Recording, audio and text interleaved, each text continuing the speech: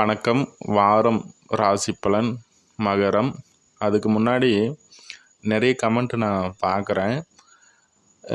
நீங்கள் எனக்கு வார பலனோ இல்லை மாத பலனோ சொல்கிறீங்க, ஆனால் சரியாக வரமாட்டேங்குது, பொருத்தமாக இல்லை அப்படின்ற மாதிரி சொல்கிறீங்க.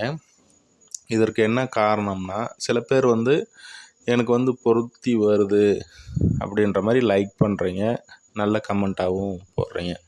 இதற்கு காரணம் என்னன்னு பார்த்தீங்கன்னா, உங்களுடைய சுய ஜாதக அமைப்பில் லக்னம் லக்னாதிபதி வலுவாக இருந்தால் அதனுடைய அமைப்பில் தசாபுத்தி அமைப்பு இயங்கும். அதனால் இந்த ராசி பலன், ராசிக்கு அதிபதியும் ராசி இருந்த வீட்டில் ராகுவோ கேதுவோ செவ்வாய் இது போன்ற அமைப்புகளில் இருந்தால் இந்த கோச்சார பலன்கள் உங்களுக்கு சரியாக இருக்காது. அதனால் இந்த ராசி பலன்கள் வார பலன்களாக இருக்கட்டும் இல்லை மாத பலன்களாக இருக்கட்டும், வருட பலன்கள் ஓரளவுக்கு மேட்ச் ஆகும். அந்த வகையில் இந்த வாரத்திற்கான பலனை நம்ம பார்க்கலாம்.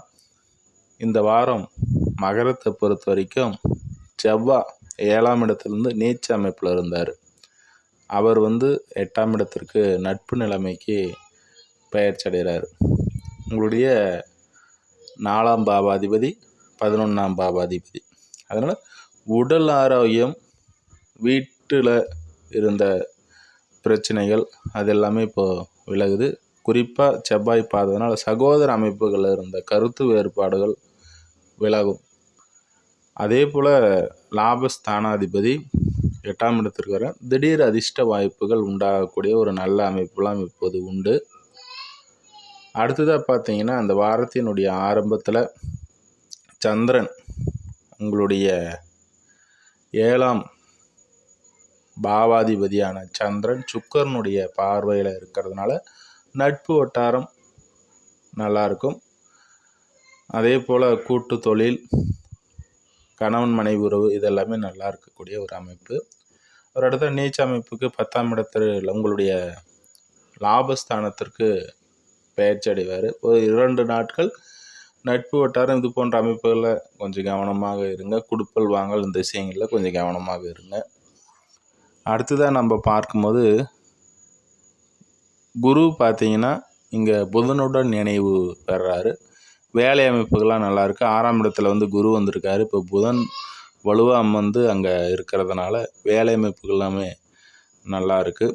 உடல் ரீதியில் கொஞ்சம் கவனமாக இருப்பது நல்லது. அவர் பார்வை செய்யக்கூடிய இடமானது 2ஆம் இடத்தை பார்வை செய்கிறாரு. தன குடும்ப வாக்குஸ்தானம். அதனால் தனம் ஏதாவது ஒரு வகையில் வந்துகிட்டே இருக்கும். குடும்ப அமைப்புகள்லாம் நல்லா இருக்கக்கூடிய ஒரு சூழல். அடுத்ததாக அவர் 10ஆம் இடத்தையும் அவர் பார்வை செய்கிறார் குரு. இதுவும் ஒரு சிறப்பான ஒரு அமைப்பு தான். தொழில் அமைப்புகள் ஜீவனஸ்தானம்னு 10ஆம் இடத்தை சொல்கிறதுனால தேவைகள் பூர்த்தியாகக்கூடிய ஒரு அமைப்பு இதெல்லாமே உண்டு. அடுத்ததாக இன்னொரு பதிவில் சந்திப்போம். நன்றி, வாழ்த்துக்கள்.